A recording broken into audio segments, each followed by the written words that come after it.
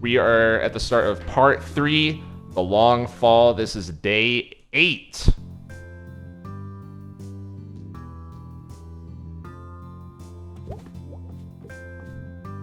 Hey, hon. Yeah? Come say hello, why don't you?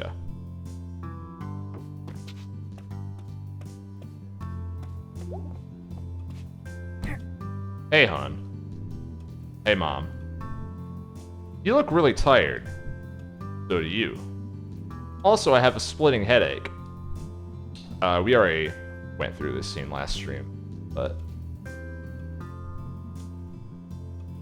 May has a headache. Hey, hon. Yeah? Sorry about yesterday. Me too. I said some stuff. I didn't really mean it. Whether you meant it or not, that isn't how we should communicate. I don't want us to stop talking. Don't want to repeat of a few.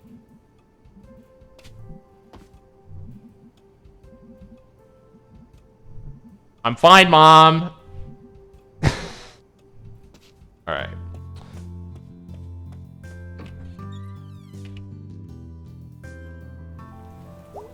So, I should mention the game considers this to be the exact halfway marker in the game. The soundtrack, the official soundtrack for this game is a dual LP, and the B-side starts with this song right here. So, I don't know. Doesn't really have anything to do with the game. That's just a fun fact, I guess.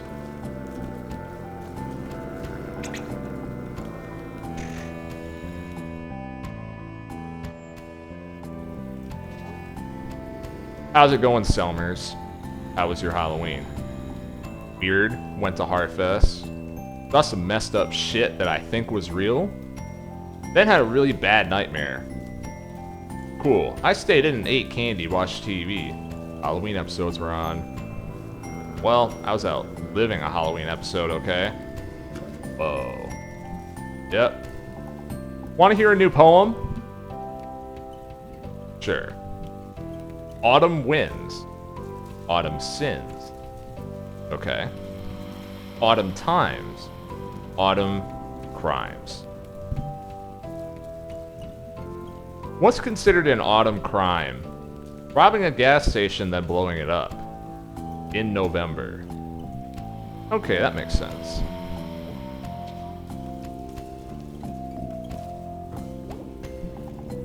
The missus varnished this porch herself. Don't go tracking mud all over it. That does make sense. True.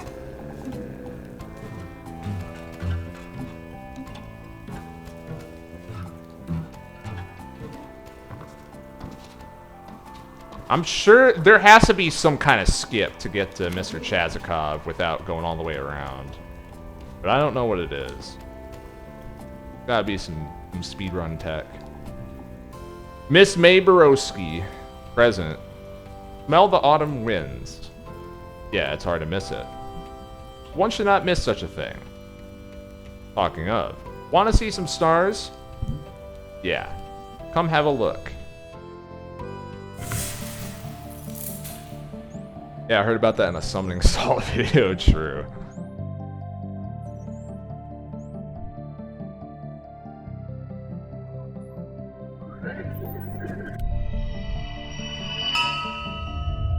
Found one. Big snake. Big snake. Yep. Anything else? Big snake emerged from the earth and made war upon the villages. What villages? You know, villages. Okay. And as he wrapped himself around them, the villagers saw that they were encircled by the same big snake. And they came together, and together slew the big snake. You learn. Why did Big Snake attack the people? Do you have sympathy for the big snake? Jeez, I don't know, but can we just keep saying Big Snake? Big Snake. Big Snake. Big Snake. Gonna have more to say about that one. I think this is the last constellation, or maybe there's one more after that. Star located, Captain. Let us consult the guide. Oh, you'll like this one. Really? Because they are dead. Okay, yeah, I'm into it. Gramercy the Medium. Probably not saying that right. In life, he spoke with the dead? Really? Who knows? But when he died... Oh, god damn it! Fuck! Alright, gotta set my Steam to offline. I thought... Damn it, I thought I had everything ready. Hopefully no more, Steam-friendless pop-ups. Don't want to dox anyone. His own spirit returned and spoke through him. Wait, that's dumb. How so? That's just called being alive.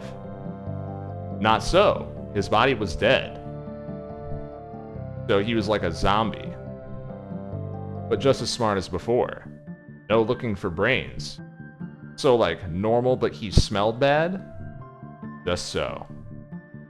Why did they make this guy into a star? I have no idea. I guess it's kind of impressive. Dumb, but impressive. So what's the moral of this one? Moral? Yeah, usually star things like this have some sort of moral. Sometimes things are just strange. That's the moral? Spoiler, that is the moral. Well, gee willikers, Mr. Chazikov. Wilkers. Wow, that was pretty great. Yes, it was. More in a couple days.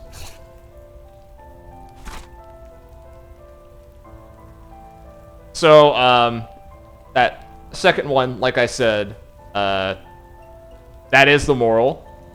The game's going to start talking a lot more about patterns, how people are pattern finders. They've kind of been saying this in the last chapter a decent amount as well. But how some things are just kind of a sort of cosmic coincidence, and sometimes that is just what's actually happening. So they're introducing that here. And the other one, the Big Snake. The Big Snake is a one of these kind of disconnected, one of these bottom right entities. You know, kind of like what the internet did to them all. The Big Snake is something that kind of just encircled everyone and was going to swallow them. But with the power of collective action, the Big Snake was defeated. So there you go. There's your tone setters for this chapter.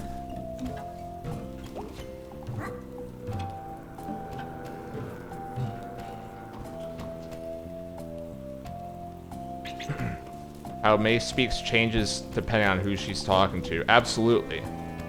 Absolutely. She has different respect levels for different people. Absolutely.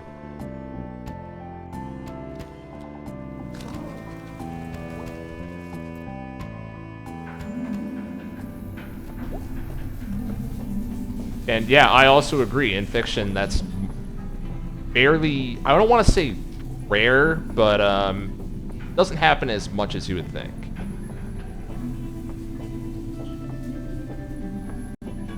Hey, Miss Rosa. Hello, May. You know, I changed my mind. I actually would say rare. Now that I'm thinking about it more, I would say rare. I agree with you. Anyways, feeling better? As well as to be expected, I suppose. That's good. Did you want to talk about your grandfather? Yeah. Possum Springs was built on our backs and the backs before us.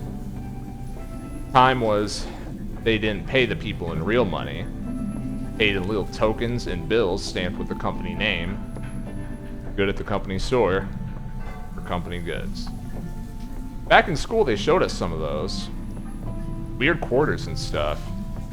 Your grandfather remembered his daddy experienced it firsthand. Mine boss came into town driving a big fancy car. Night I met your grandfather. A real bastard, that boss, God forgive him.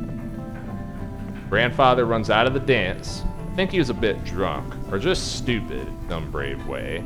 He shouts, "The guts of all bosses!"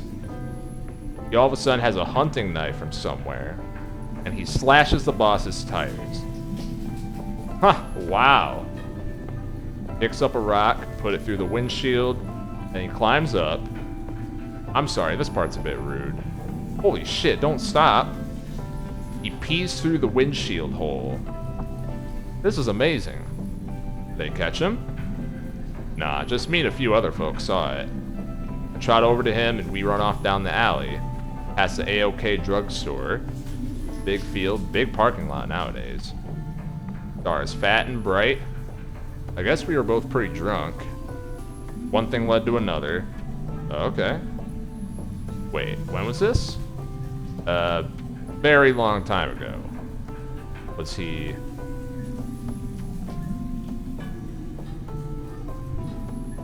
So what happened with the car?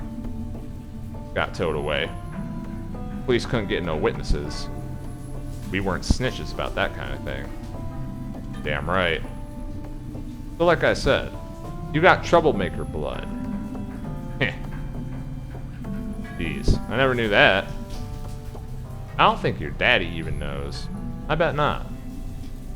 You gonna tell him? No. Secret keeper like me, eh? I just think it'd be a weird conversation. You may find someday it isn't so strange. I wanted to pass this story along to you. This one night, one thing he did. In a lifetime of nights and things he did. What you want to do with that is part of your story now.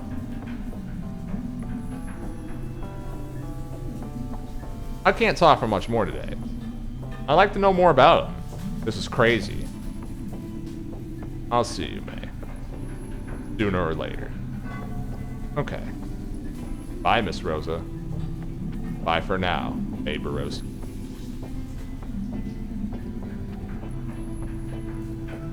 So that's Miss Rosa.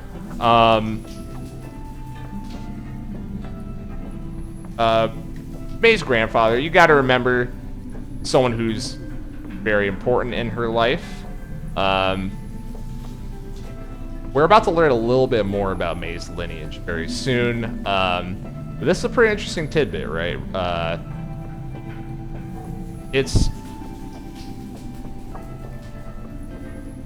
I think really, I don't know how to break this down without just kind of repeating the scene, but you know, I like the line Miss Rosa says May has troublemaker blood. And you know, what is being a troublemaker? It's you know, slashing your boss's tires and pissing through his windshield hole that you created by throwing a rock in there, right? And that's just kind of presented there, you know what I mean? The way that information is presented to May, she's very, she thinks it's cool. The game doesn't really comment one way or the other, but you could assume the game thinks it's cool. And I can't explain any more without spoiling, so I will not do that. In spite of May being 20, she's way smaller than all the adults. And knowing this game is probably not just because, oh, she's just short. Exactly, yes. Yes, that's a very good point. I don't know if I had that in my notes, but that's something that I heard or read someone else say when they were doing an analysis on this game at some point. I like that bit as well. Moneymaker Mike just made some moolah. Facts, bro. What's up, Mike? What's up, Tribal?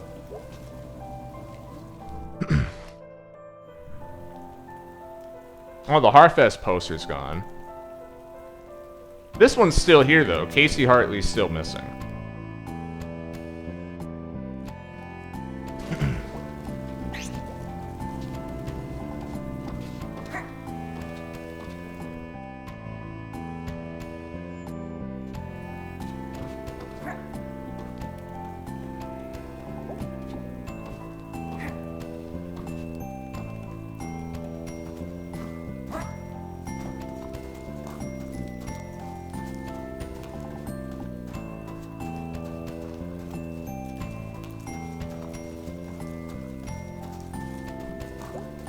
I don't feel right about it. I know, but sometimes the right thing doesn't feel right. I just think it's just wrong to take something when folks don't want you to take it. Well, I feel like God would see this differently. I do, at least. That's because you're a good person. Hey, hey. Hey again. Hey. So I had this really bad dream last night. Me too. I dreamed I was a pizza, and I was afraid someone would slice me. Jeez. Yep. This just makes me sad we don't have a pizza place anymore. Gotta order it from out by the highway now.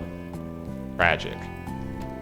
I had a dream I was a goose flying south, and I had to keep up with the other gooses, or I'd get lost. That's sad. Wasn't a good dream. What are y'all talking about? Big meeting coming up. City council. Yep. About Bruce here. Wow, that's intense. We'd appreciate your prayers. This is precisely the kind of time where God shows up. Hope so. Me too.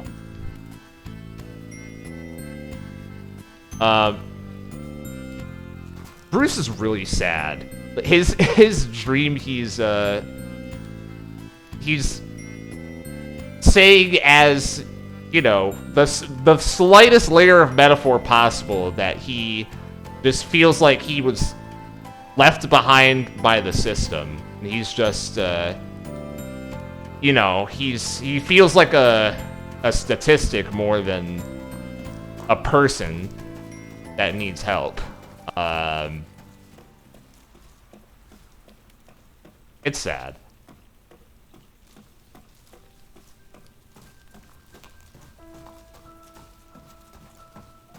Should also mention this is also bottom right.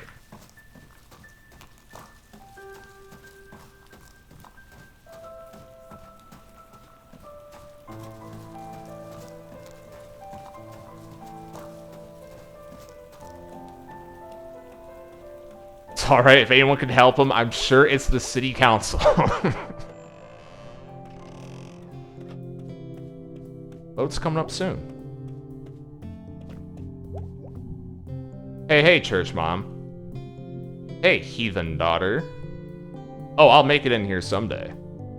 Come on, seriously, no one likes getting up on Sunday. I find it very enriching. Your father does too, mostly. But he attends, and that's important. And he knows it means a lot to me. Alright, well, guilt thoroughly tripped. You do work for the church. That's not what faith is like, hon. There's more grace than condemnation. Kinda. Whatever. Alright, I'm out. See you later, sweetie.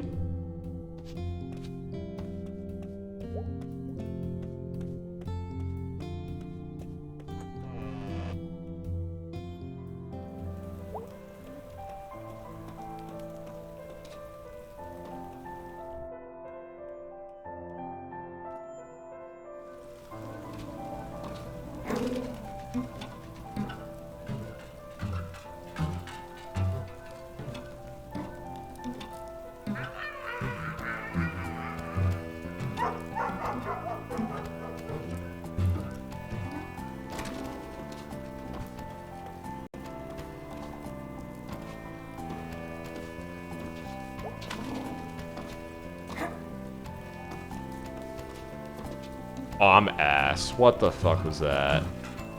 Drop down plat for no type of reason. Red split. Red split.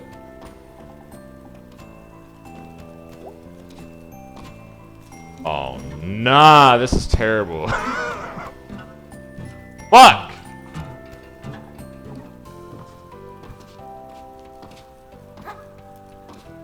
Oh, hold on. We might have a skip right here.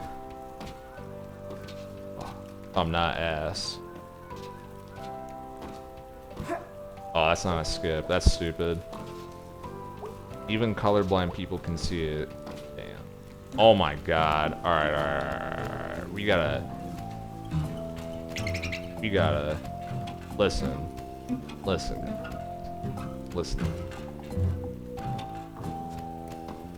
I am gonna make it up here. It's only like the 15th time I've done this route. This fucking playthrough. Damn it, Lori, come down from the fucking roofs!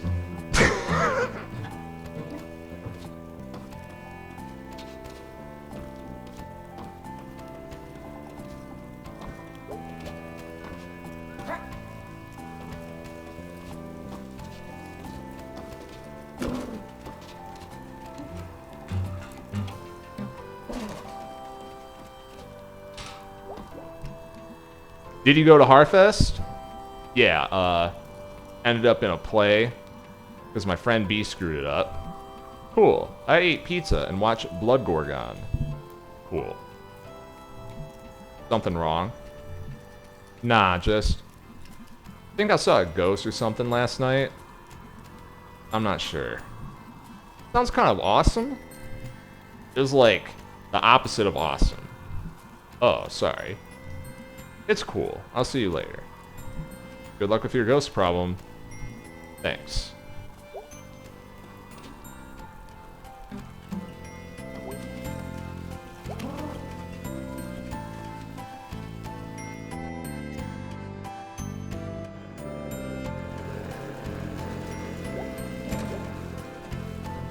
Whoa. Someone moving in? Probably something dumb. I miss you, pizza place.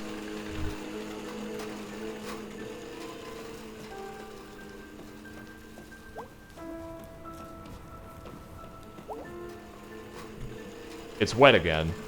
And I'm cold again. It's just rain. Hey, why are we still standing out here? Someone has to.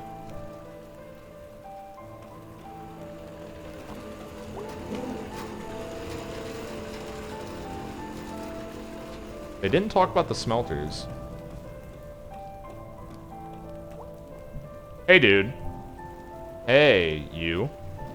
Working here now? Yep, sucks. But it pays. Question. How do they fit a kitchen in there? Barely.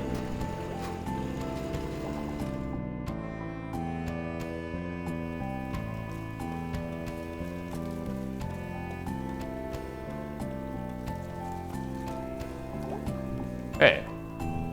What's up, kid? You smell weird. Why is my aunt's car here? That's your aunt? Yeah. Oh, weird. That like makes you half cop. You'll never half catch me, half coppa. I don't know what they're doing up there. Huh. You go to Harfest? Nah, over it. Cool. I had kind of a weird time. Weird bad time, actually. Guaranteed weird bad time. Yeah. See you at band practice. Real talk. You actually like watching us play? Yeah, I mean, you're not good, but yeah. Not my style. What is your style? Black metal, thrash crossover, hip-hop. I like Wish Dagger. They're kinda metal. Oh yeah, like that Doom shit, right? Da Durga. Totally. What? You know, one time a guy followed me home. Like, a guy from the tracks. What'd you do? It was like some night back in the summer. And out of the corner of my eye, I could kind of see this dude take this turn out of the parking lot and start creeping up the hill. Like 50 feet back. But like, I didn't want to look right at him. I took a detour through the woods and sat in a tree. It was getting dark, but like, I could see him standing just off the road, waiting for me to come down. Oh my god. What'd you do? After it got dark, I climbed down. Got up the hill real quick. Ugh! Yeah, it was a weird bad time. I'm so upset right now. Huh, I know, right? See ya.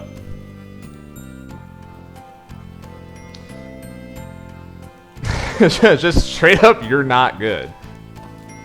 Germ is nothing if not honest. What were you doing out here last night?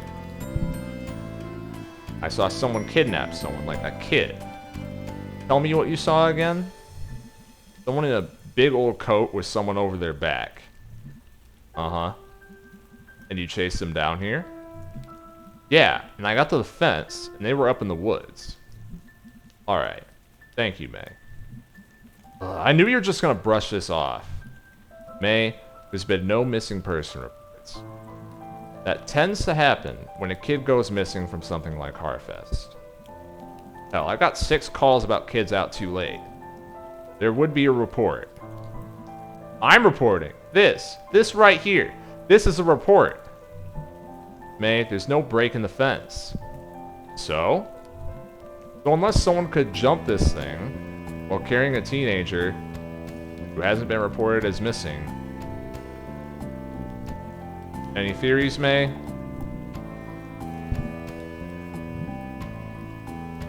They could have gone around the fence. I don't know, May. This fence goes out along the parking lots, almost to the tracks. For you to be right behind them, and then to be miraculously on the other side of the fence? Ugh. I was running around half the night, getting after teenage bullshit. People scared of clotheslines and noises. If you... Ugh! Are you trying to kick off a horror movie?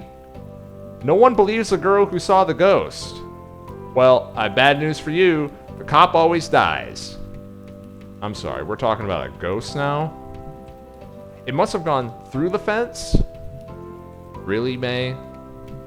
No. Yes. I don't know. I'm really tired. Yeah, that's kind of what I thought. Will you at least check the woods?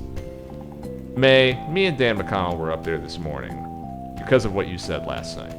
From the fence up to the old mine. Found a couple teenagers on a gross mattress. Saw some worried-looking deer. One deer hunter out too early.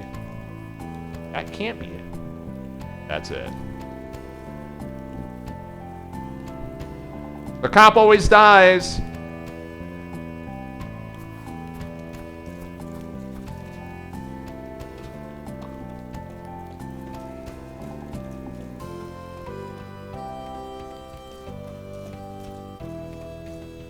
Crazy how this conversation is foreshadowing.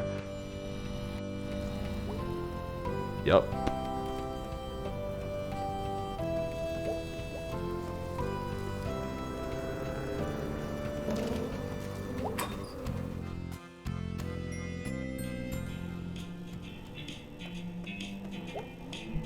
Sup, dude? Long night.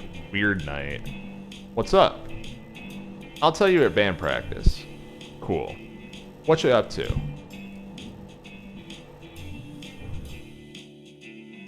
We're going to band practice. This is gonna be a very bad performance. I'm telling you guys right now. I've never... Listen. I like Guitar Hero, right? I like Guitar Hero. I'm not good at this game. I like Guitar Hero, though, so I don't know why I'm bringing that up. I don't think I've ever passed this song before. So it's going to be that. And also the rhythm of the vocals is just not on the beat the entire song. So this is going to be a fun one. It's going to be a train wreck. Back to watch this fiasco again, huh? Yep. You're our only fan, Germ. I'm just here to be entertained. I'm a gentleman of leisure. Nice. Hey, dude. You okay? You look tired. I was up all night. They were fixing the roof door, and it was super loud. Roof door?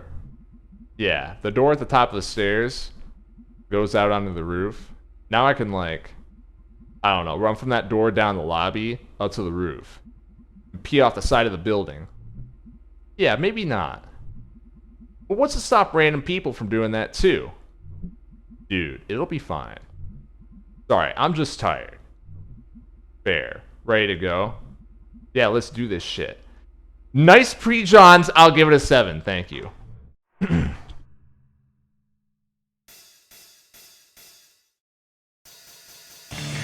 That's not up his sleeve. Up the streets and I can't even. Does anyone else see this guy? Or am I losing my mind? He's lurked in the tunnel. What is my reaction? He's coming up the street. His shadow stretching from his feet. His heart is beating faster. He's a pumpkin head guy. What's behind the mask? Life that comes and goes way too fast for me to even ask. He's a pumpkin head guy. Nightmare lurking in the woods. When like make that's my door and I can even find the right key. Moon is saved from the sky. Star spots out like dying flies. A whisper in the dark. Oh my God, he's right behind me. He's coming up the street. His shadow stretching from his feet. Into my heart, it's beating faster. He's the pumpkin head guy. What's behind the mask? Life comes and goes way too fast for me to even ask. He's a pumpkin head guy. The window. I see him. You cannot see his eyes would. His evil eye. Burn this city down.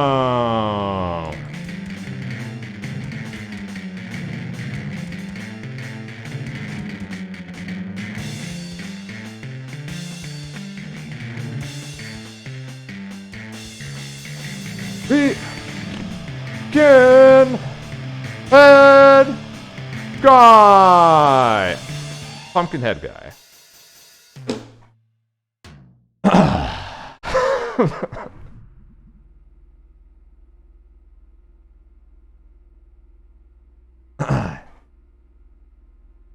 Yeah, it's a 2-1-2-1-2 exactly. Yeah. Oh, pretty bad's what that was. I literally do not know this song. I like May says that every single time. I don't know the song. She only has one bit. She only has one line in band practice. I don't know the song, bro. Ooh. So fast. You just pushed a button. I am so tired. I strain my vocal cords yelling. Awesome. I'm gonna sound so husky. And anyway, I don't even want to know if they're dreams or not. And this guy, who I think was a ghost, kidnapped some kid and also I think was in my head after while I was sleeping. And anyway, yeah, I think I need to do something. Because this is scary. Well, that's not what I was expecting to hear tonight. Are you okay, dude? No. I'm kind of freaked out. It probably wasn't a ghost. Yeah, probably not. Yeah, definitely. Ugh. Okay, fine. I'll go figure this out myself. Aw, dude, don't be like that. You got us. Aw, dudes. Okay, fine. So we need to maybe see if there's, like, some ghosty stuff happening around here. Like, from a source we can trust. Such as... Does the newspaper have, like, a ghost section? What? Why is that a dumb question? You know, we could go check the library.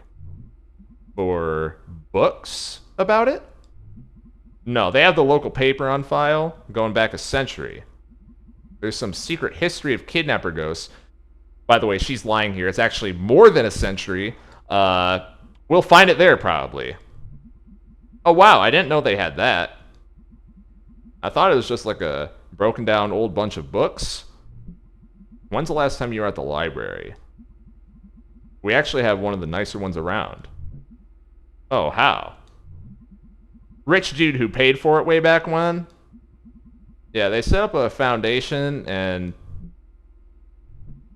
Never mind, let's go. Can we regroup after? Sure. Okay, we'll be back. Woohoo, ghosties. That's the spirit. The library.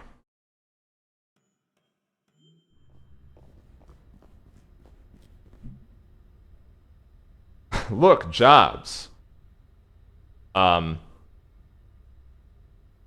Before we start this part, lyrical analysis of Pumpkinhead Guy is pretty interesting, knowing what happens in the second half of the game. But the clear comparison to draw from now is the ghost that May saw, or is it a ghost or is it not a ghost? You know, life comes and goes way too fast is one of the refrains that they keep saying in that track. So kind of repeating a lot of the ideas of chapter 2 again. And I also have on here, nobody believes May that her headaches are coming from the ghost because she's an idiot. You know, it's kind of blunt, but, you know, even Greg, right? Even Greg, who is, like I said at the start, the most accepting person of May in this game, does not believe her. So, you know, May has some proving to do. Scroll down here. All right. Look, jobs. Weird, like, when this was painted, it was like, hey, look out the window. We're all working. Things are great. Now it's like one of the graffiti murals after someone gets shot or hit by a car. This mural's really affecting you. I forget that we live in separate realities. Mine's clearly better.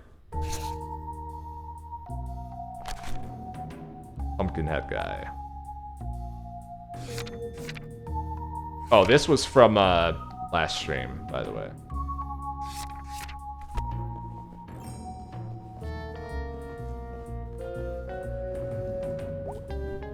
Hey. Closing in 2 hours. Okay, cool.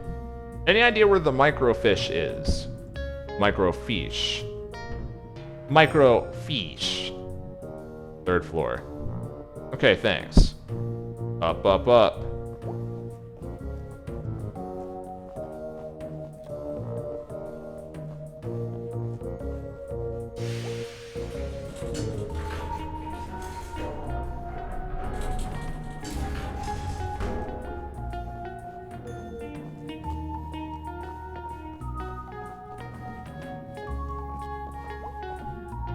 Looks like someone left something open on this one. It's a resume. Bob Targ. Born 1967. 50 years old. Let's see. Experience, mining, construction, well drilling. I never think about getting a job when I'm old. 50's not really old. I mean, you should have money then, right? Ideally. It should be, like, guaranteed. Should be guaranteed in general. You gonna join my Young Socialist Chatterbox group?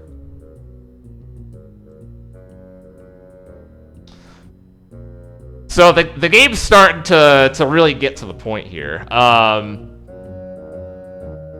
That's a really interesting conversation there, because Night in the Woods has been very critical towards old people living in the town so far. But don't forget, right? There was that conversation earlier where May was arguing with her mom. Kind of the crux of it is her mom telling May, we might lose the house. And, you know, that money we could have spent to keep the house, we spent on letting you go to college instead. So, you know, the adults have their own financial struggles too. And let's think about May's parents for a second, right? If you're in that spot and you bought your home, let's say 15 years ago, and so you have half your mortgage to still pay off, and then, you know, maybe you get laid off and you lose income for a couple months, and, you know, just like that situation there, 50 years old, your experience is in mining and well drilling. In 2017, what kind of job are you going to get in a small town? You know, this is very real.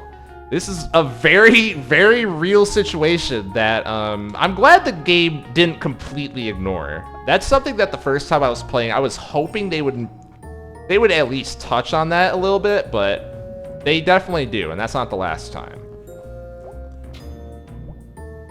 Holy crap. What? It's Charity Barity. What's Charity Barity? How do you not know Charity Barity? I assume this is something from school. The school being 5 freaking years old. Alright. So this was a thing you liked as a kid? No, I hated Charity Barity. It does look really hateable. It was like, you were kidnapped by a cult, and when they were like, brainwashing you, instead of some cult guy with a wavy dagger and a magic mask. That's not... Okay, yeah, go on. Instead of that, it was this effing pink nightmare. You were scared of it? No, I was bored to death. It was talking forever about, like, being kind to others, and, like, I don't know, helping an old neighbor do engine repair. That sounds nice. Charity Barity helps old Mr. Plonko fix his hovercraft. No, that's the worst part. It always rhymed. Charity Barity. Pink Nightmarity. Charity Barity. I just don't carity.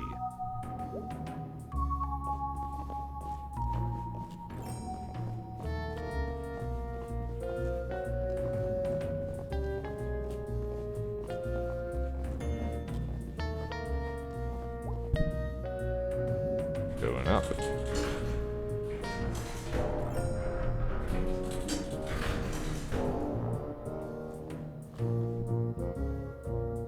Oh wow, it's dusty up here. It's old up here. There is. Maybe your ghost is up here. Yep, ghost. Or something.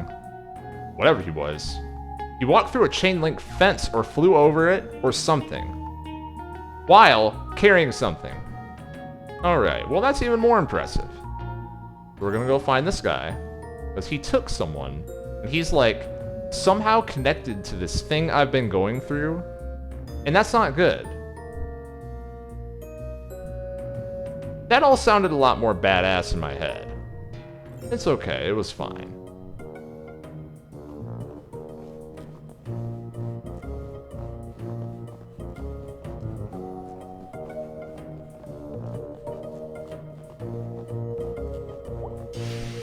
Alright, there she is. Cool.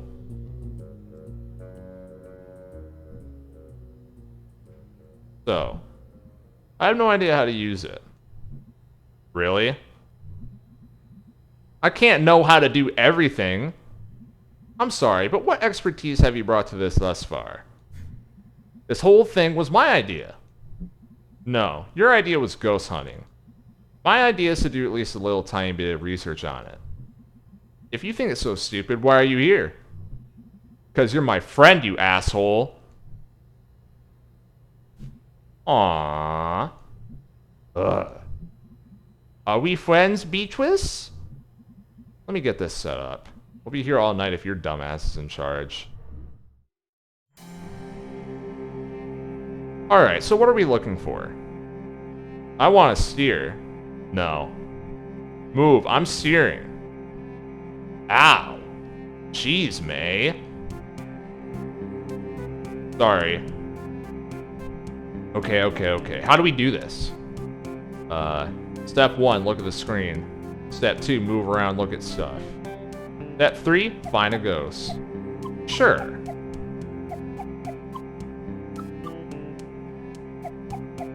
So we're gonna be on this screen for a while. There's a lot of reading, and there's a lot of really, really good shit on here. Pie piracy. Dear citizens, please make note to keep your pies safe during the pleasant weather we are experiencing. Several ladies have reported pies in their kitchens disappearing at alarming rates. Even worse, the picky culprit is leaving behind behind only the rhubarb pies. Until this criminal's caught or the bad weather returns, we remind our housewives to make use of their pie safes indoors or stick to rhubarb. The Stanley T. Possum statue, known by residents as Posse, is finally slated for demolition. Posse closed in 1967, but Richard Colson, son of Samuel, had hopes of refurbishing the statue for new generations. Posse stood silent for close to 60 years, witnessing the beginnings of the demise of the railroad, the mines, and the coke works that ushered in his existence. Teens and other vandals broke into Posse over the years, and climbing through Posse became a rite of passage for many young people in the area. Residents have been torn over what to do with the beloved but derelict structure over the years, but 3 years ago, pressure began mounting to have it torn down. A storm knocked off Posse's ear. The next year, Ralph Jenkins fell from the staircase and broke both legs. Samantha Colson Glick, daughter of Richard, finally agreed it was time for Posse to go. The demolition will be 12 p.m. on Saturday. Viewing areas will be set up at a safe distance. Progress Springs in Possum Springs. Randolph Stafford, home of the Bell's Hole Mine Works, has partnered with Samuel Colson, owner of Colson Coke Works, Daniel Glick, railroad magnate, and prominent business owner Harrison Shreegist, I think is how you say that, to make some stunning improvements throughout the town. The four men desire to build a model of progressive living right here in Possum Springs. The old miners' double houses on Elm Street will be torn down and replaced with spacious single homes. A new elementary school will be opened nearby, along with the new state-of-the-art recreation center, courtesy of Arnold Applebaum.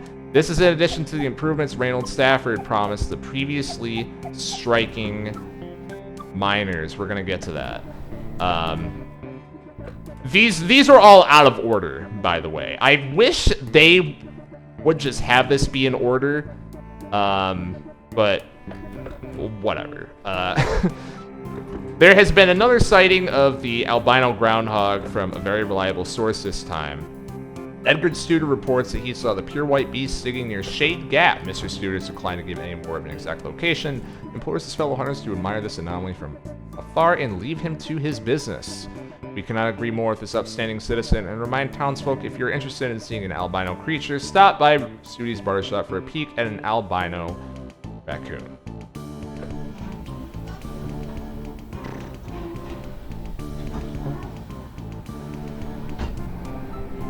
Local ghost Little Joe at it again. As the school children are quick to inform you, Possum Springs has at least one resident who won't show up on any census survey, Little Joe. Reportedly the ghost of Joe Shade, a miner who died in mysterious circumstances some decades ago. The favorite spook story of the whimsical and weird members of our community. His most recent activities seem to involve getting up out of his coffin in the old section of Possum Springs Cemetery and strolling around unnerving visitors to the largest graveyard in Deep Hollow County. This grave has become a destination for unruly and destructive local youths. Possum Springs City Council is considering erecting an iron gate to protect the historical tombstones that fill the hollow where Joe Shade. Lionsbury police have also stepped up patrols in the area. Thank you, City Council. Samuel Colson has purchased 10 acres of land on the outskirts of Possum Springs. When we inquired as to what Mr. Colson would use the land for, he would only remark that what was coming here would delight both young and old for years to come. We are very anxious to be delighted. It's of historical significance, exactly. Here's an interesting one. Here's a very, very interesting one. I'm going to be bringing this up for the rest of the game. Underground gases afflict many. The houses on Larch Street have been evacuated after the discovery of gas buildup in the basements was found to have led to hallucinations in scattered members of the households. For the past several weeks, residents have been complaining of family members who began hearing voices or seeing things that were not there. One older woman was found having an animated discussion with an empty chair. When pressed, she calmly explained she was talking to her sister who had passed away some 50 years ago. 2 nights ago, the son of Carson Zimmer ran out of the house and leapt into Cooper's Pond, 1 mile up the road. Moments before this, the child had been readying for bed and, according to some other sibling, had become increasingly agitated. The last words he uttered were about some sort of song.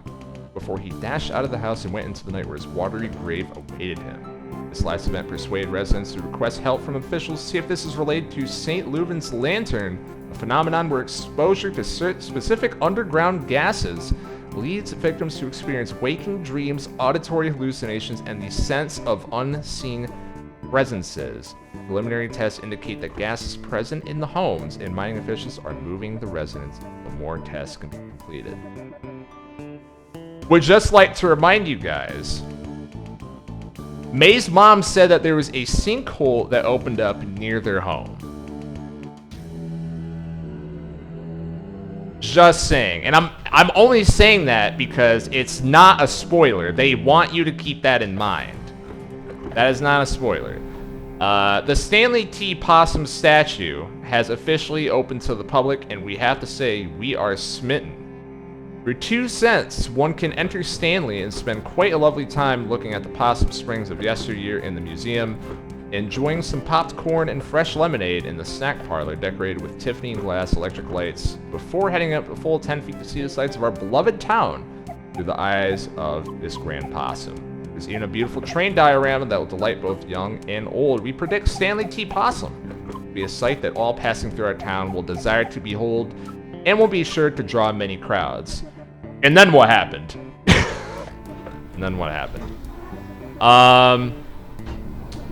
Let's see. I'm gonna save the good ones for last. New Ole store in town center. The Ole Pickaxe hardware store is set to have its grand opening this Saturday. We received a sneak peek of the store yesterday, and our town will benefit greatly from this new addition. Roy Burgess bringing 25 years of building experience into his new venture and has stocked the shelves with all the nuts, bolts, and nails you would need for any project, plus the latest in tools. Let's see. Oh my gosh, these are all the good ones. What the fuck? Events. The last trolley will make its run September 4th.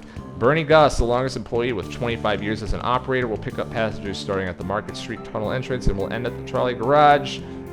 Blah, blah, blah. Twin Club will be meeting at the Stags. This month's craft will be knitted hats for the soldiers along with the potluck.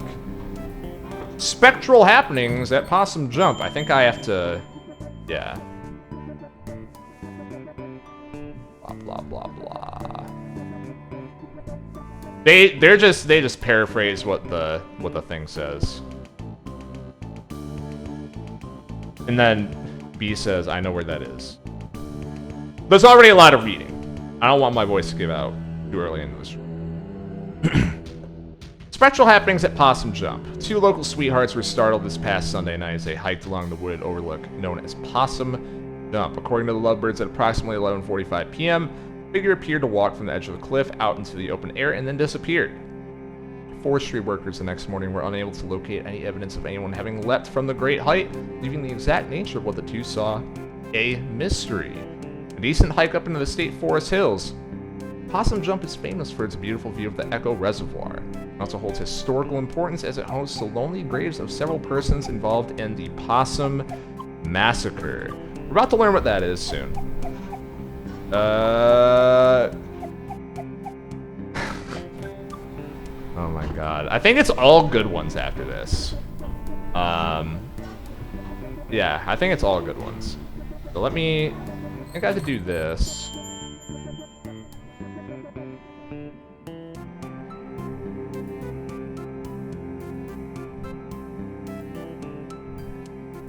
Hopefully I remember the order that the good ones are supposed to be in. Let's see. Tragedy at Stafford Mine.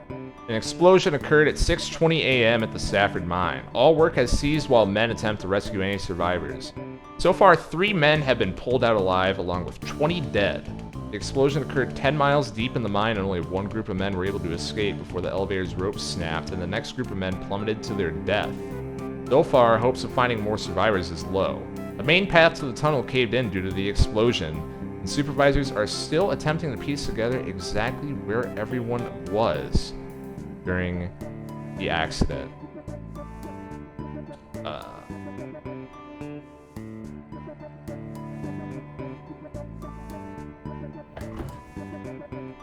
By the way, very interesting that the tunnel caves in due to an explosion. Will that be relevant later in the game? Strike. A strike at Saffron Mine has been called. The idea first arose after the memorial for the 1888 explosion victims. Miners gathered in the home of Arthur Borowski to continue the memorial to their friends. They also began recounting all the promises the bosses had reneged on this past year, including basic safety measures to avoid another explosion. A group of 20 miners entered the mines to begin the strike, and 30 more joined them before morning. All work has been stopped at the mine, and the miners are now striking in 8-hour shifts. Their wives and children have begun to bring food and water for the men. Bosses have stated the mines are safer than they were a year ago, so there is no need to act in this manner. Possum Massacre. Severe violence broke out at the Stafford Mine strike today. The bosses arrived to attempt to renew talks and were taunted by some of the children present. Rocks were thrown and the National Guard and strikebreakers opened fire on the crowd. After a few minutes, the smoke cleared and the gory scene revealed 9 miners are dead, with a dozen more injured. A young brother and sister were also shot dead as they were delivering a package of food to their father and uncle, who was on strike below when the shooting broke out. A photograph of the 2 children aged 7 and 9 who were shot has circulated far outside of our little county. The heinous act led to a personal visit from the governor to the strike site to meet with the strikers. Independent inspectors were also brought in. Talks finally began 45 days after the start of the strike. The bosses have agreed to comply to the current safety standards and to honor the demands of the miner.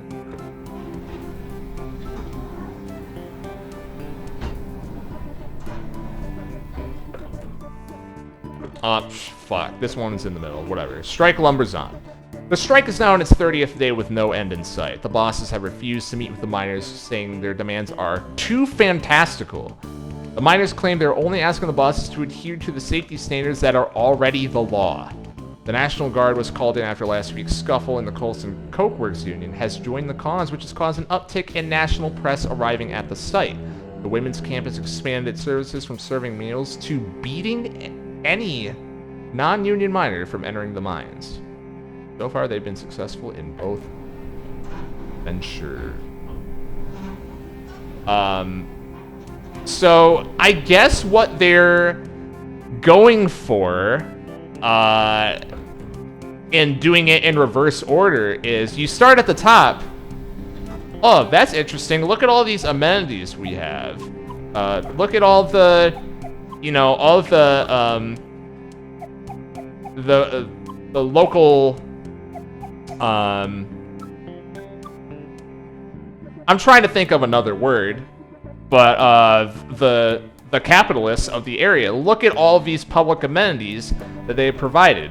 Look at them putting things back into the community. Look, the owner of the mines is doing stuff for Possum Springs. Look, it's Andrew Carnegie opening up a new elementary school, a new art recreation center, and look at that, improvements for the miners. How did this happen? How did this happen? Because they had a strike. Because they had a strike. What? So I think this is really interesting. I did a lot of I won't say a lot of research, but I did some research into this since the first time I beat this game. This is not directly based on one actual strike that happened that I'm aware of. A lot of the details that they describe here are kind of a blend of a lot of different miner strikes and steelworker strikes of the late 1800s, early 1900s in Pennsylvania. Something that I think is quite interesting, though, is that in real life, kind of the way that history is told, or at least the way that history was told to me, is that during this particular time period, the late 1800s, early 1900s, the unions did not do a lot of winning. They did not win a lot. But in this case, the unions very much did win. Now, I'm trying to piece together what the game is trying to say by this. They're trying to say that it's a good thing to unionize and use the power of labor, obviously. But I don't know. Maybe I'm looking into it too much in terms of, like, are they trying to make some commentary over, like, what happens differently here compared to, like, the actual historical events that they are based on in order to make these particular labor strikes successful. Now, that being said, there's one that I think that this is most closely based on, because they specifically use the term Possum Massacre here. One thing I looked up was the Latimer Massacre of 1897. So the dates don't exactly match up, and the area of the state doesn't exactly match up. But there's definitely a decent bit of detail similar in here. It's a lot of, like, the motives and the results from that, mixed in with a lot of the extra bits from some of the steel strikes of the time. So I don't know. I don't know what to actually get from that and the commentary they're trying to make, aside from what I said, which is, you know, May's great would that be great grandfather was kind of one of the people that was behind that initial spark there. One that I missed here, strange but true, A Tale of Teeth. Bad bosses figure heavily into Possum Springs history, and this morbid tale of crime and secret societies is no exception. The story goes, in 1870, a local mine boss was skimming workers on their pay. A group of miners confronted him while he was in the act. He denied everything, with many a slur, and punched the mine's leader, Darnell Glace, in the face, causing him to lose his last remaining tooth. The miners knew how much Darney's tooth meant to him, and they descended on the boss. A few held the boss down, while others removed all his teeth with pliers. The teeth were passed out to the miners, and a secret society was created with a vow to protect the workers' interests. Membership was based on owning one of these teeth, and each was marked with a symbol of their choosing. These symbols were used around the coal patch to organize meetings and make announcements. The boss survived his attack, but never named his attackers for fear of implicating himself. When died a few years later, members dug up his grave to retrieve his skull. It was used in ceremonies performed before going out for retribution. All would gather around, place their teeth into the sockets, and later retrieve their tooth after the retribution was completed. Upon a member's death, their tooth would be passed to a new member. Teeth of members in jail would be left in their sockets until their fates were decided. After the strike of 1889, the society dwindled. Occasionally, a descendant of one of these men will find a tooth with strange markings in their home. Strange but true. By the way, I'm not doing the side quest that reveals this because it's convoluted. But one of the people that have one of these teeth, by the way, is May's grandfather. So that's another tidbit. May's grandfather has a tooth in the Borowski household. So there you go. Deep Hollow County mourns. The final group of bodies from the 1888 explosion have been recovered 2 days shy of the 1-year anniversary of the tragedy. These 5 men bring the total dead to 112. 2 of the men, Acid Pine and Henry Harvey, were the ones who set off the explosion. Though mine bosses had been informed that gas pockets were present at the section, they elected to not inform Pine and Harvey of the danger. The other 3 bodies belonged to Peter Bledsoe, Christian Stanoff, and Peter Lashtha. Peter's funeral arrangements will be handled by Father Lidditz, as the man's widow has since returned to Hungary with his 2 orphans. 2 more. Ghostly rumors haunt New Historical Society. The Possum Springs Historical Society's conversion of the Schreigus House into its new headquarters and education center has hit a snag. Custodial head Jed Newsom has resigned, citing strange occurrences in the old manor. I'd be there after hours doing my work, and I'd hear someone walking around tying doorknobs. Came out to see who was fooling, but there's never nobody there. Trying to get this map operational for the children, all while I'm looking over my shoulder, expecting to see God knows what. Mr. Newsom had previously requested to work only daylight hours when other staff were present.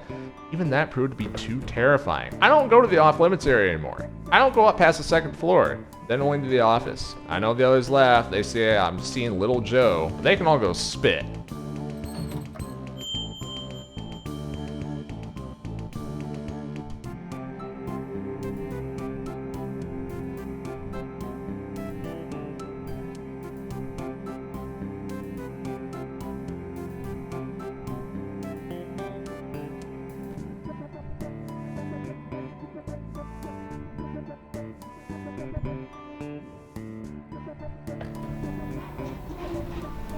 Sound off opinion line. We would like to remind the men of our town to please refrain from spitting on the sidewalk. This unsanitary habit is unseemly and beneath you. Parents, please be sure your daughters are not participating in the new trend of skirts showing the ankles. I do not think we need to remind you which road of brimstone this temporary fashion trend will lead your dear daughters down. I have been witnessing more and more teenage girls coming into our town on a Saturday night unchaperoned using vulgar slang terms, certainly unfit for me to print here, and blocking the sidewalks by walking arm in arm. They are loud and also flirt with the boys unabashedly while smoking cigarettes. These young ladies need to be stopped before our young ladies get any ideas or our boys fall in love with the wrong girl. Young men have been seen around Possum Springs engaging in the ridiculous behavior of wearing mismatched patterns in their suits. This type of outfit may be all the rage in Bright Harbor, but good luck getting any respectable businessman around here to employ you. You all look like rabid clowns. Councilman Pushinskaya's plan for 3rd Street is a joke. What else is there to say?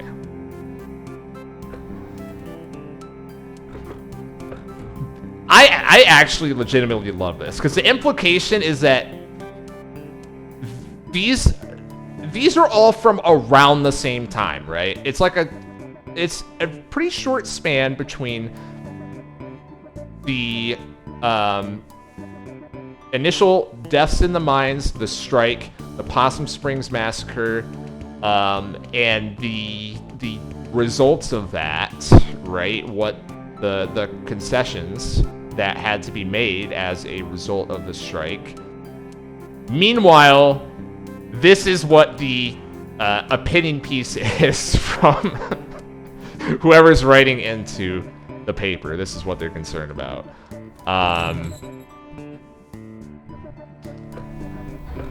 Anyways, how do I leave? There we go.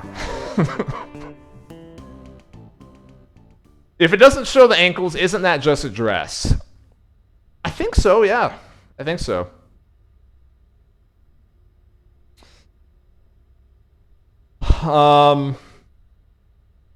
So there's that. I think it was Gemini who yesterday said it's kind of disappointing that Hardfest doesn't say anything about the actual history of the town. Maybe that gives some more context of why they don't talk about their actual history, because it's ugly.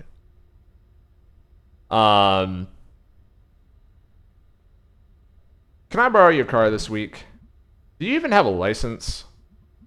I mean, no, regardless, but do you? No. No license, no credit cards. Don't believe in money. You just believe in other people's cars and money. I didn't choose to be born into this society. Okay, well, I have, a job. Well, I can't drive you around to all these spots. I could maybe do the graveyard. I need to go there anyway. Cool. I'll see if Greg wants to do the other two.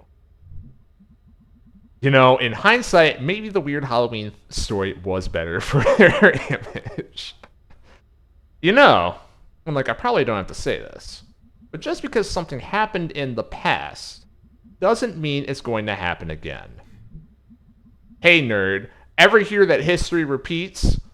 It does. It does the same thing over and over again. So we just been a loop since we were living in caves? Yeah, that's science. Oh my freaking god. That's science.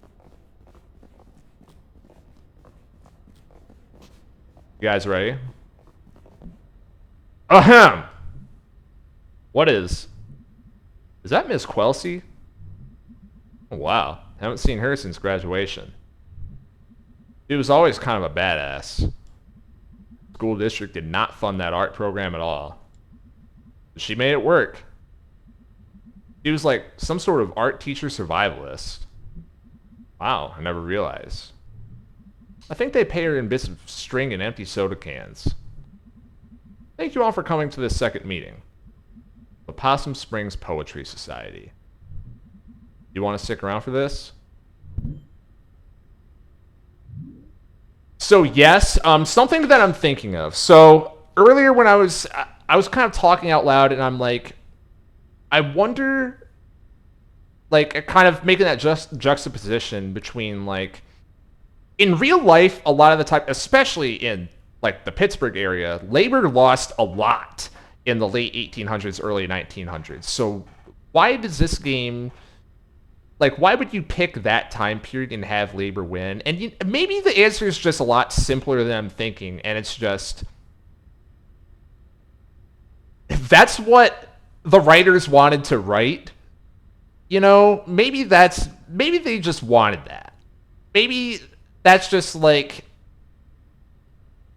you know, when you're making a video game world, you can make the details whatever you want. Maybe it's just that simple.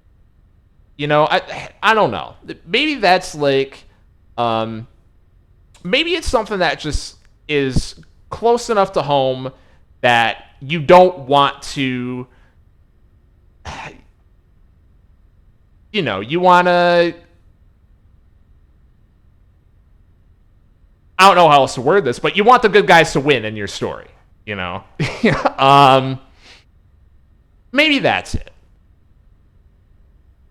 I don't know, but then again, it is, like I was saying before, a lot of is very much based off of the 1897 Latimer massacre as well. So it could be just that they were using that as a basis and throwing in some details from those Pittsburgh steel strikes, because that's closer to where the game takes place. I'd say either or. I'd say probably either or. I don't know. I'm actually very curious about that now, and I probably should have tried to figure that out before I started the stream, but what are you going to do? Yeah, I think it is. It's very hard to say.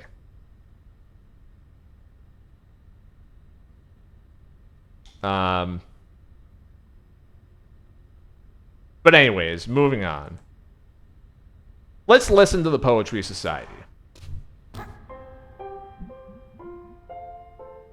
Tonight, we have new poems from myself and Fisherman Jones and Selma Ann Forrester. I will start us off with one of my own. She's from some big city, right? Yeah. How'd she end up here? Who knows? Ahem. Letter to my worst student.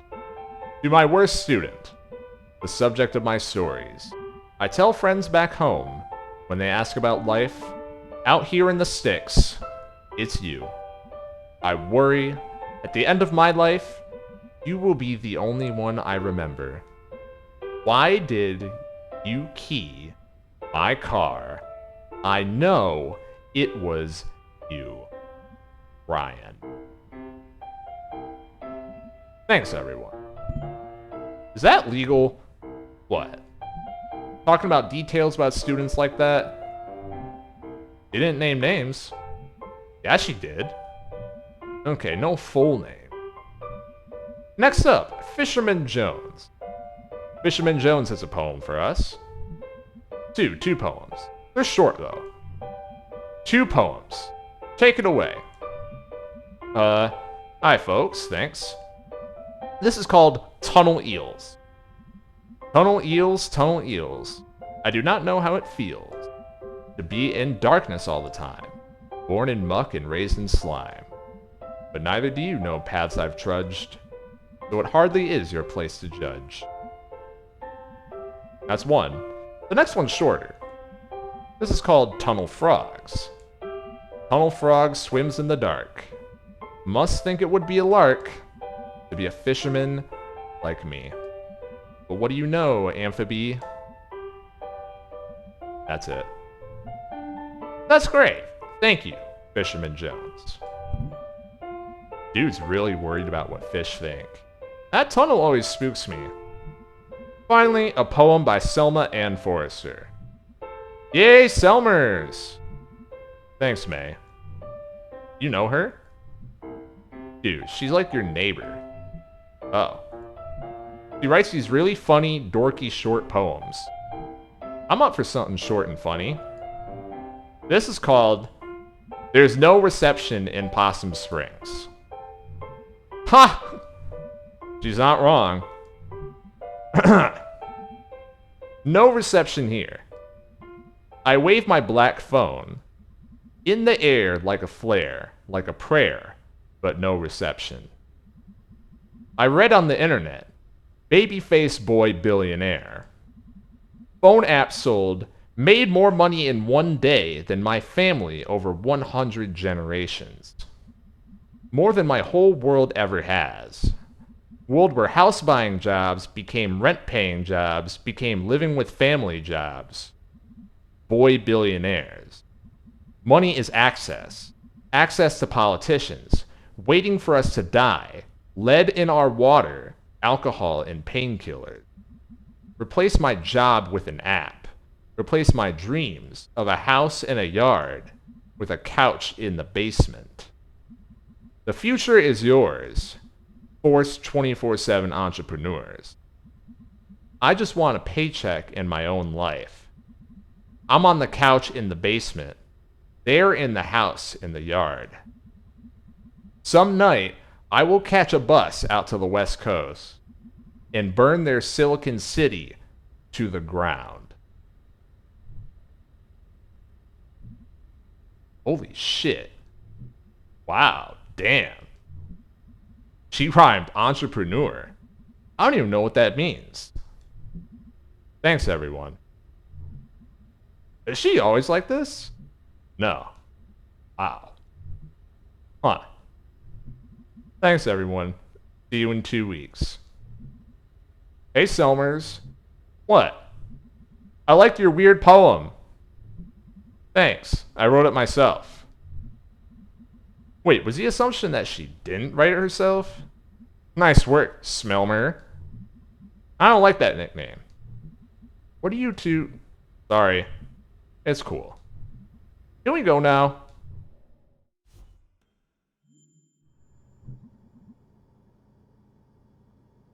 Alright, so obviously we're going to talk about that. That's the best scene in the game right there. So I would like to remind you folks of, let me see. Let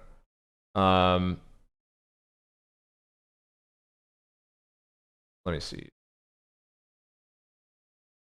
This right here, this is an excerpt from Penelope Scott's 2020 single Rat, which landed at, I believe it peaked at number 36 on Billboard in 2020, and made the waves on TikTok at the time.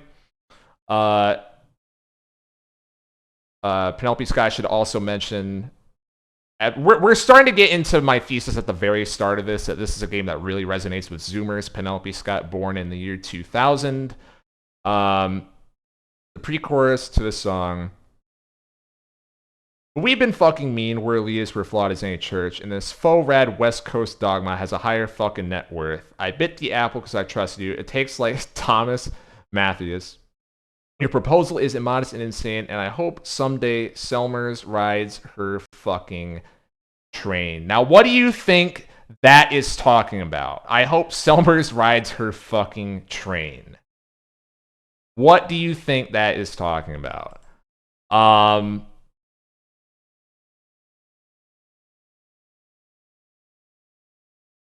This is the best scene in the game. Gonna bring this back up again. Selmers puts an entirely new perspective on the identity of Possum Springs. Top left, okay? Possum Springs has been having an identity crisis, and is in the middle of one, has been going through one for decades. And, you know, Selmers earlier in the game said that she wants to be able to go to Bright Harbor or go to another coastal town. But that's because she kind of has to if she wants to have any financial success. It's not that she enjoys what coastal elitists stand for, right? And by coastal elitism, it's not just because the people are capitalists, right? That Silicon Valley is full of, you know, the baby-faced boy billionaires, right? It's not just that. It's that the destruction of the manufacturing sector over decades and decades and decades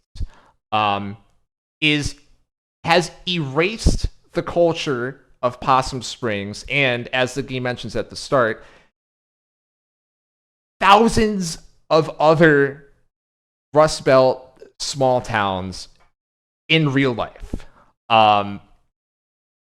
Little by little, slowly but surely, the Possum Springs way of life, that culture is being erased and obsoleted. And the victors write history. What if Selmers doesn't want to be a 24/7 entrepreneur? She just wants a paycheck in her own life. Those are her words. And really, this is kind of a fundamental difference, right? Possum Springs was not built by old money. It was not built by entrepreneurship. And fuck, it wasn't even built by manufacturing. It wasn't built by mining. It was built by labor. Possum Springs was built by labor. Laborers had to work together to build Possum Springs. That's the point. And that culture, not going to totally dox where I live right now. I do live on the West Coast currently, though. Let me tell you what. No motherfuckers are having Labor Day parades out here, is what I'll say about that. No motherfuckers are having Labor Day parades, okay? And you sure as shit bet they're having Labor Day parades in the Midwest. That's obviously a very, very light example, but you know, maybe that's one that helps get the point across there. I think that's something where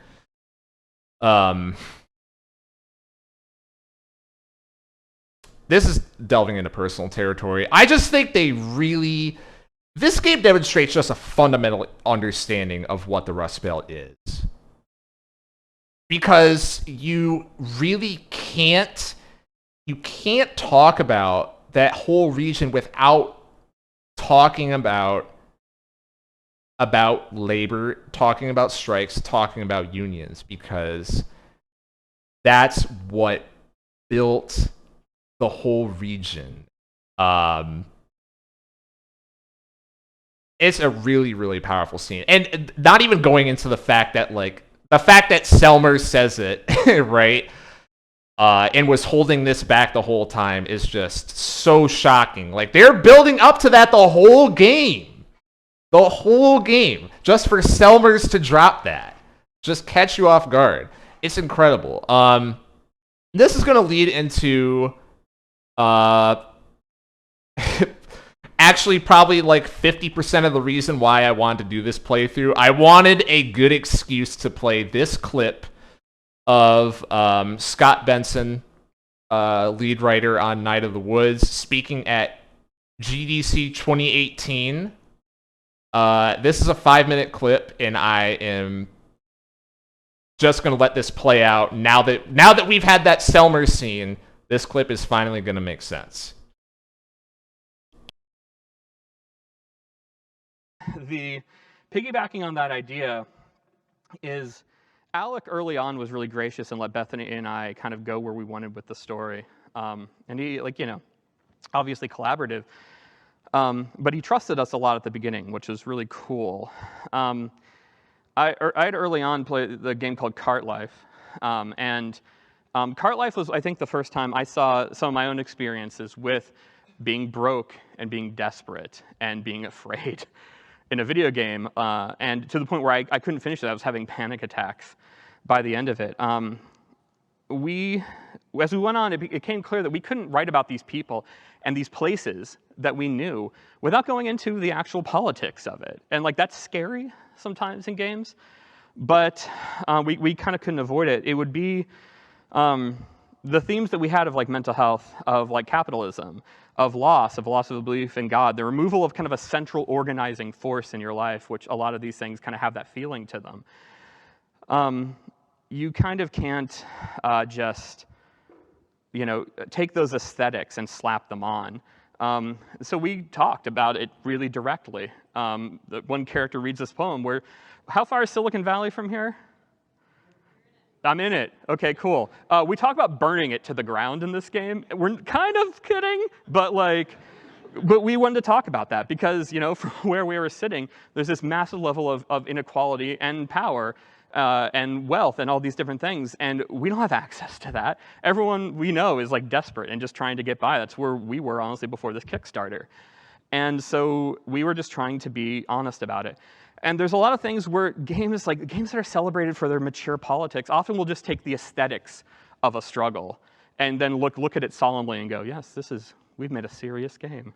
We're very grown up as video games now. You could, you have these kind of famous devs who are yeah, we're going to use all this really charged imagery, say from Jim Crow or something, and we're going to put that in a game. And then let's say the character goes to an alternate dimension where suddenly all the black people have the guns and they're just killing white children everywhere. And then the takeaway is extremism is bad. Guys, do you think Scott Benson likes BioShock Infinite? I don't know. I can't tell.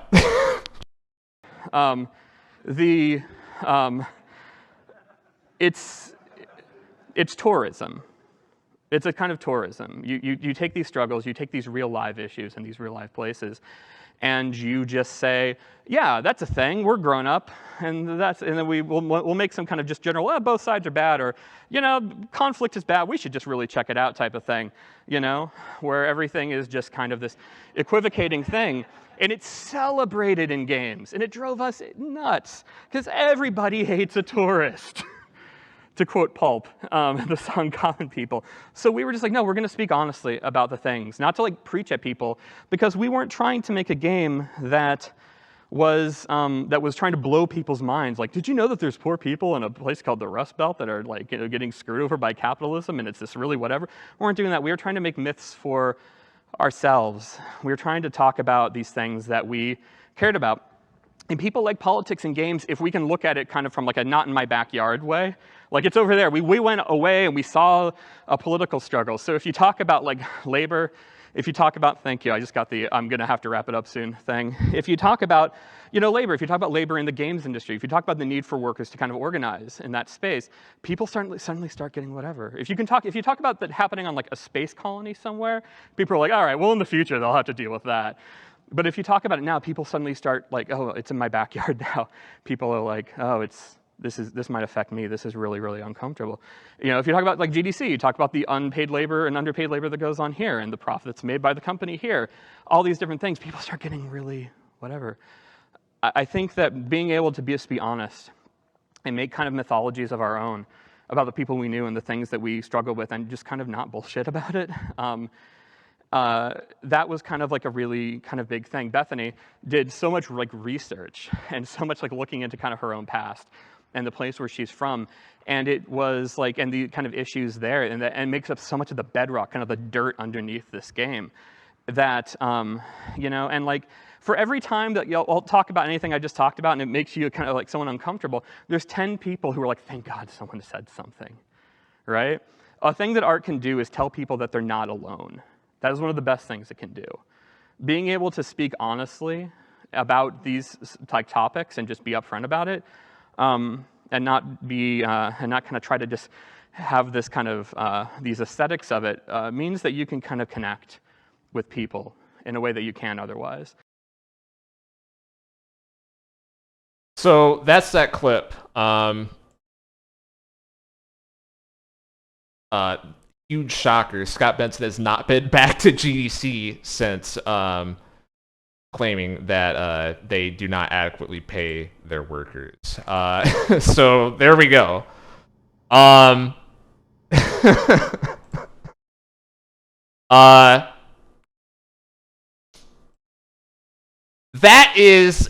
Those are the words of someone who does not give a fuck at all. That is that is incredible. I really have nothing to add to that clip besides I think he kind of illustrates why I like the game so much. That and kind of like the meat of what he's saying is what I was saying leading into the clip, is that you can't make a convincing setting without diving into politics at some point. I think it's kind of true. Even if you are, in his analogy there, you're making a space colony, you gotta talk about politics. That is a fundamental part of life that people can choose to ignore, but it doesn't make it not exist. You know, to make a convincing world, that element does have to be there. And kind of the way Night in the Woods does it is politics bleed into character motivations, right? It's something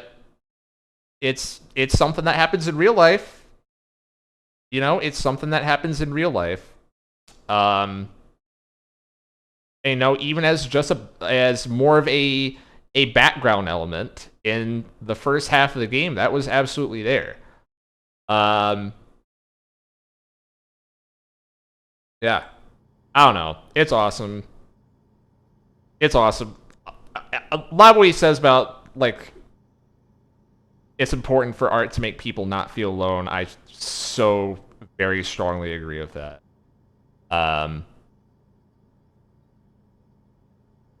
And I'm going to get more into this later, but I think that's a lot of the reason why, to go back to my thesis at the very start of the playthrough,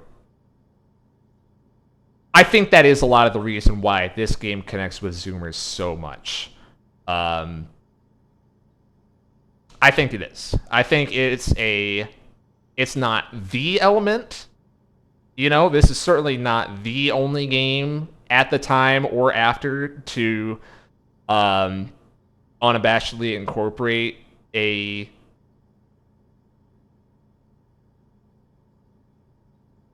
I don't want to sound too obnoxious saying this, but a nuanced and developed political message in their game. It's not the only one, but it's less so that it's political and more so that it is using politics to humanize characters that I think this game is excellent at. Excellent. Like I haven't played a game that does it better.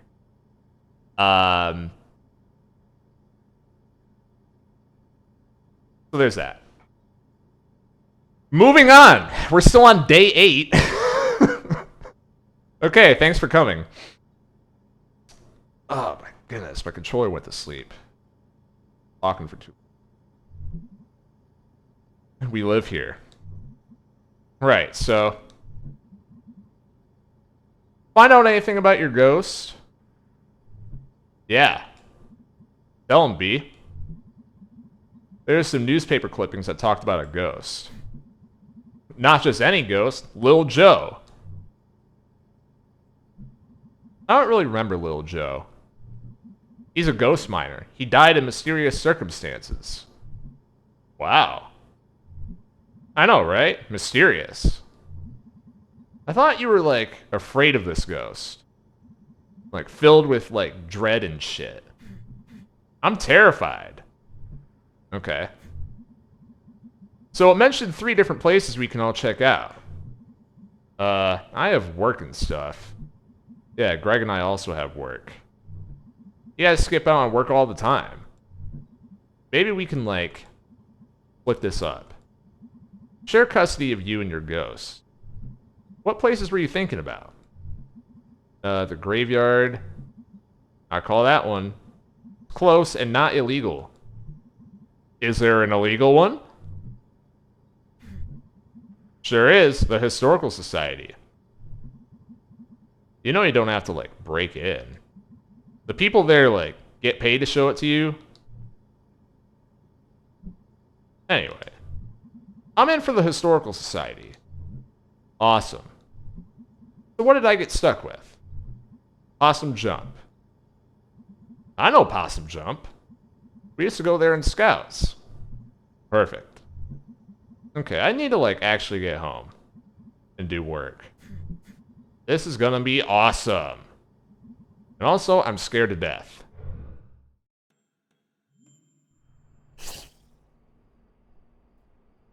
The biggest hurdle with politics and fiction is that it's, like, one of the largest areas where people come to it with super different life experiences. Very true. For every 10 people it makes feel boring and leave others feeling alienated. Feel like they belong, rather. They'll leave others feeling alienated. That's the risk most fiction has to take at some point or another. Make it something nice. You can't afford to beat around the bush. Yeah, and I think that's part of his point as well. No one likes a tourist. And I mean, he singles out BioShock Infinite. That's certainly not the only game you could apply that criticism to. Certainly not.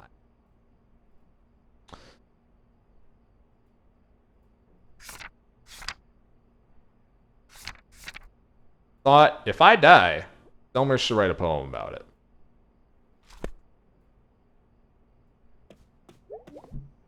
Ugh. Yeah, seems like that's going around. Yepers.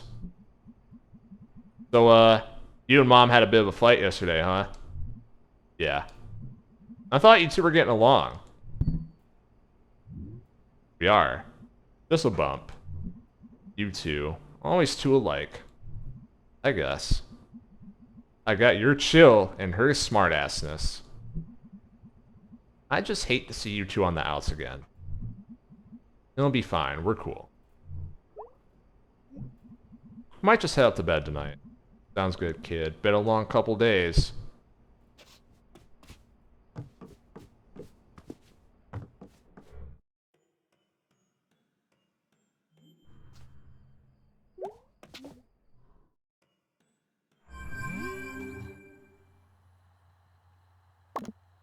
Hey, May. Let me know when you want to go to the park. I looked up a map and it's a pretty straight shot to Possum Jump.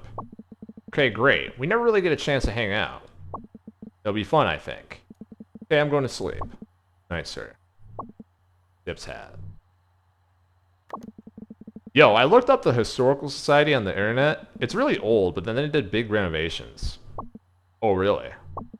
I mean, listen, I'm not saying there's a ghost, but old stuff that just gets torn up seems like Ghost Central. How so? You're a ghost hanging out in an old house, and then someone puts in a pool where you died or something? Haunted pools would actually be pretty scary. I'm spooked. I'm going to bed. Hey, let me know when you want to hit the cemetery. Be around most nights this week. I don't know. Thanks, B. Don't think me too hard. I'm going there anyway, it's like right down the road. You're ruining this. Oh, in that case, you are so incredibly welcome, and also, you better not forget this big favor. That's more like it. I'm falling asleep. Had fun tonight. Sorry if I was grouchy. It's just... It's fine. Wait, did you fall asleep? LOL.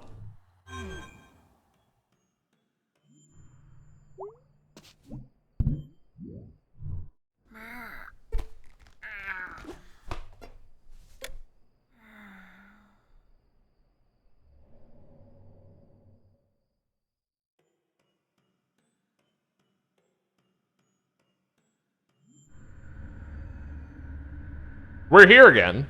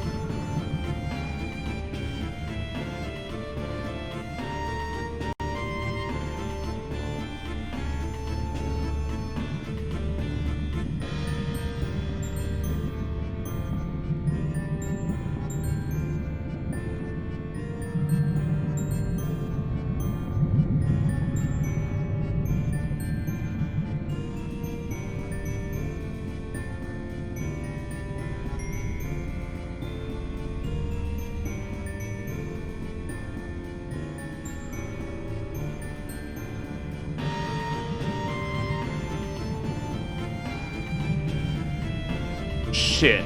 Where is it? Where was the start of the level at? I don't remember.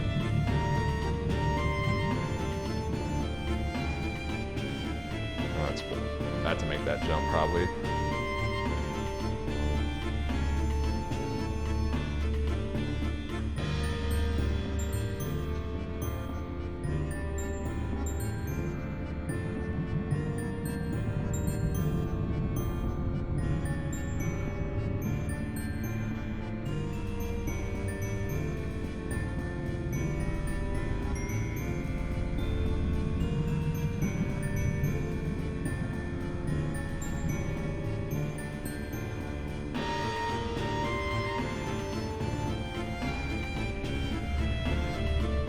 There it is.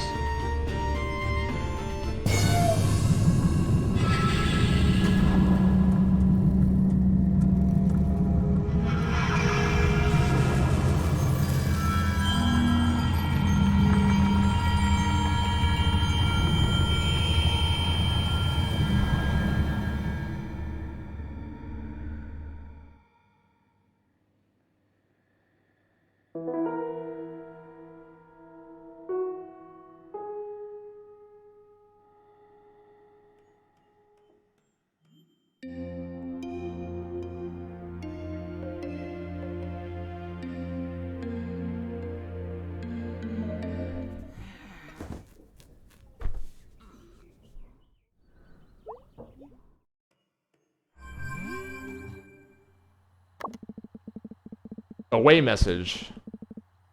Planets are to be pitied as they cannot know how big and cool they are. Dude, my mouth tastes weird this morning. Like a tire. I'll be at work trying to wash it out with whatever's in the cooler. Last night inspired me. For longest night, I'm getting you a library card. You're welcome. Scientists. Rising sea levels will increase shark attack frequency for obvious reasons.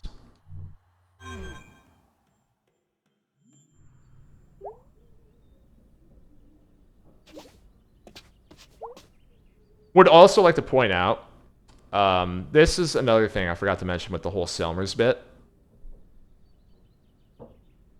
The game...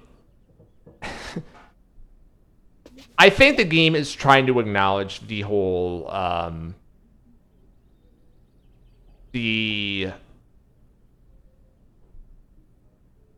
don't know what's the phrase for what I'm looking for, but kind of the, like, the cultural erosion, almost, of small towns like Possum Springs when, you know, the Bright Harbor News every morning, half of it's just stupid shit, and half of it is just, bad?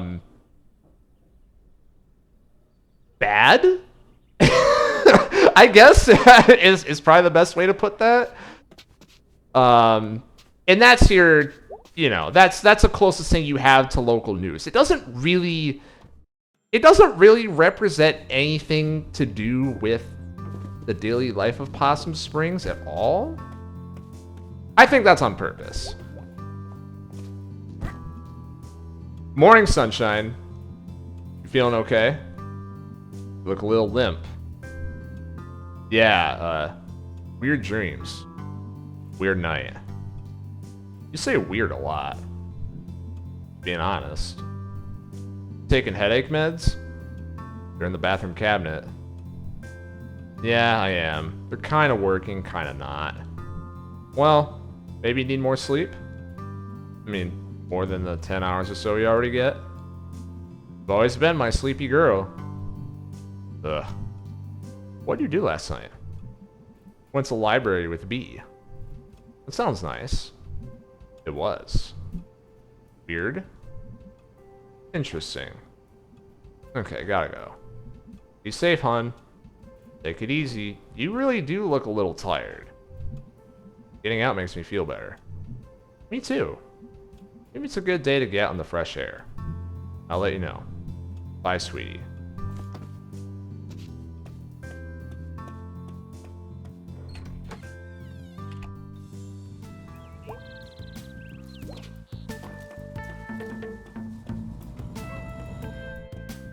The construction's done.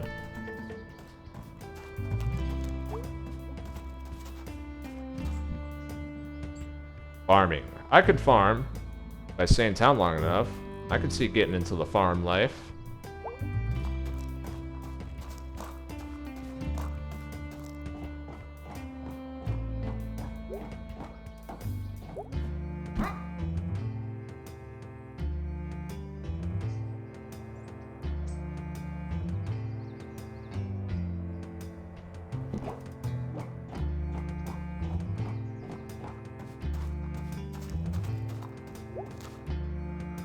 Welcome to historic Possum Springs, original county seat of Deep Hollow County.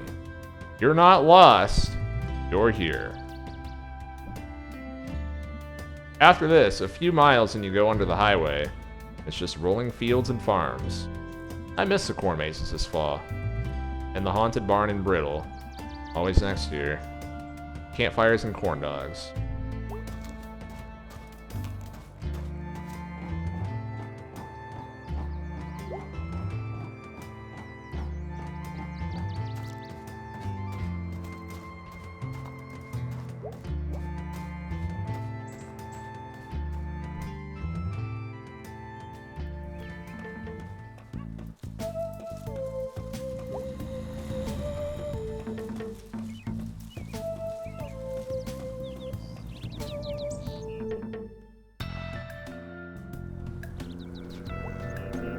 Hey Selmers, you were great last night.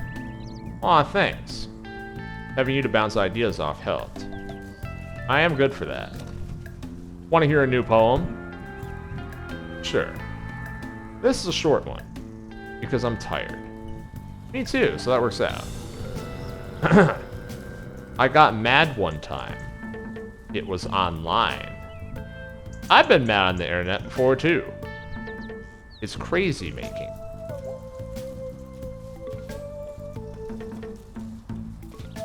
I've never been mad online. I play a mean banjo, clawhammer. Really? I play bass. We should play together sometime. You know Long Black Veil? Yeah. You know Tom Dooley? My dad likes that stuff. You know Willer Garden? Nope. Eh. Imagine being mad online, true. Could not be me.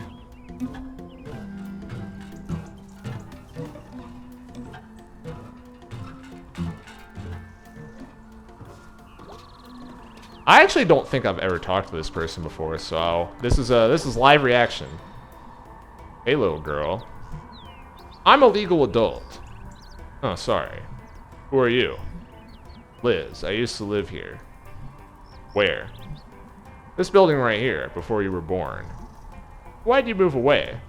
Went to school, wandered off, I guess? Do you like it better where you live now? It's nice. Possum Springs is nice, too. I think it's alright. It's alright. Yeah, pretty alright. When I was a girl, about your... I'm 20. Height. I used to lay awake at night.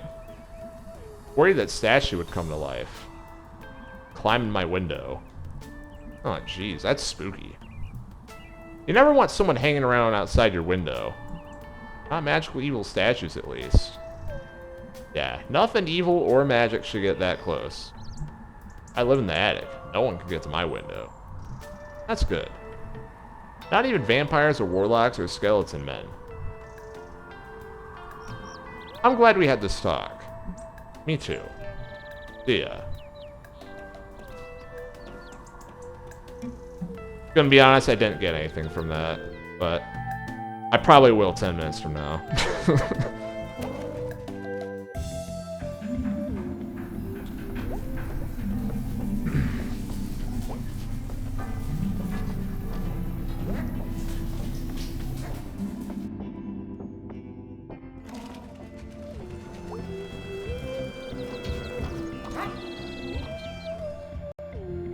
Oh yes, the council had their vote today. Oh shit, I forgot.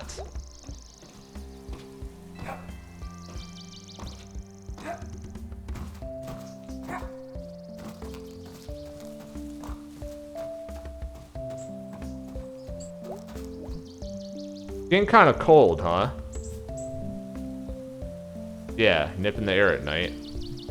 I like fall when it gets cold. Me too. Real pretty out as well. I used to cry at fall trees when I was a kid. Why? Because they were so pretty. I did that when my daughter was born. You have a daughter? Yep. Where is she? Sorry. Fine.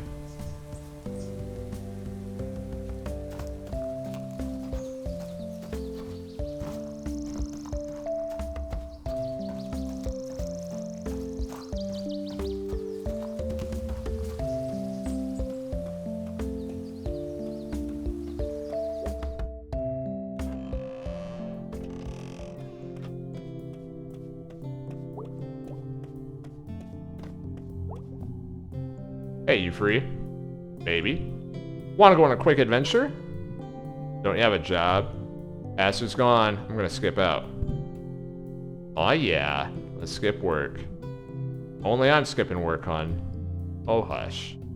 I'm an accessory to the crime. Also not a crime, sweetie. I don't think I've ever been up here. We used to come here all the time. Did we? No, we as in my friends and I when I was your age. Oh, okay. I'm not used to using any other we's. Believe it or not, I've had several wheeze. Huh. This is nice. Used to be a lot more trees around up here. They got cut down and they put in the towers. I don't remember that. You know, all kinds of things happened before you were born. What? Some minor parts of history took place, yes?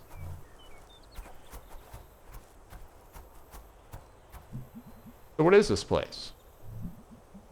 Jenny's Field. Ever heard of it? No, I don't think.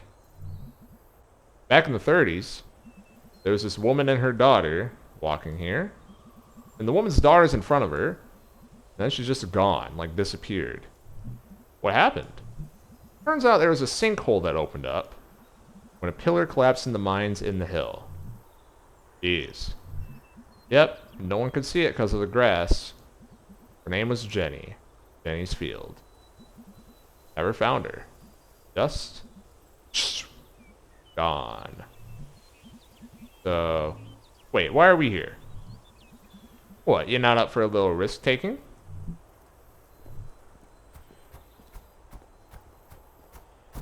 Ah!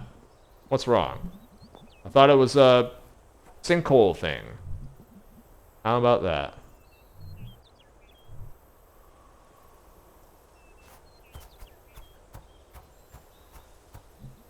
Okay, what is that? For some reason, before Unified pulled out, they brought this old lime furnace up on the mountain. Why? Who knows? Unified did a lot of things. Looks like it's been here forever. Just sunk into the ground a lot. Like Jenny, but slower. We used to climb up there. Wanna try? Ha! Oh, sweetie. I had you and also a lot of birthdays and donuts since then. And not much climbing.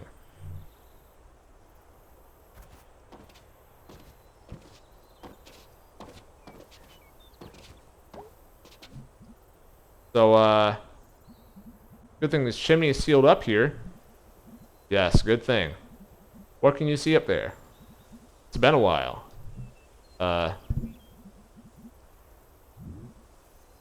Possum Springs and most of the valley. What does it look like? Someone dumped out some blocks. Sounds about right.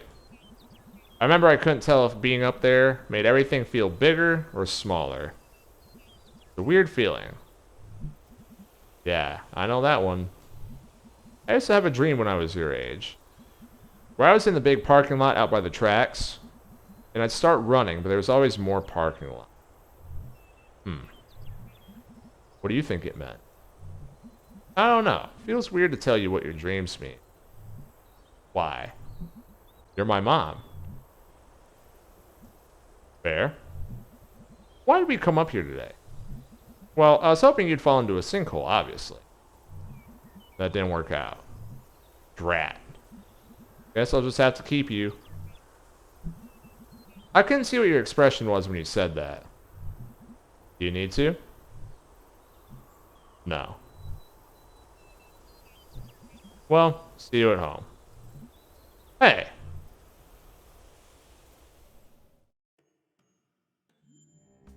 May's mom's awesome. Wheeze used to be really hard to get, but now everyone has several. It's true. It's true.